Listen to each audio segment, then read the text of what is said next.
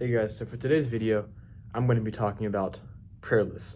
List of things that you can write down or type down or whatever, and then you just pray about those things so you can memorize it, right? Memorize or remember and check back on it so you can remember what to pray about. That's what a prayer list is. A list of things for you to pray about. These are good because, in our lives, we have a lot of things going on, a lot of stressful things, a lot of crazy events going on, and sometimes it can be a lot to handle. So if we can write those things down, so we can check up back on them, we can remember to pray for those things. And so you can have prayer lists for anything. You can pray about your friends, your family, current situations in your life.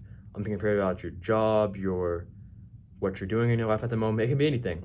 But I feel like most commonly people make prayer lists to pray for other people, friends, family, anybody.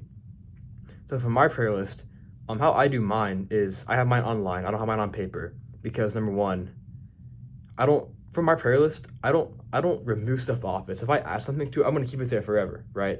And if I had a piece of paper, my prayer list, it would get, eventually just too big and it wouldn't fit, right? So I have a note on my phone. I have a prayer list. I type stuff on there. If my friend tells me about his coworker that I need to pray for, I'll write it down on my prayer list. I'll never take it off of there. And then since I've never taken it off of there, my prayer list is super long. I probably have over 100 just people and things on there. And then so what I do is, when I pray, I just pray over the list, God, all the things, people on the list, I put it in your hands, I lift it up to you. So you could pray for every single one of them, or what I do is I just pray over kind of the whole thing and just all the people.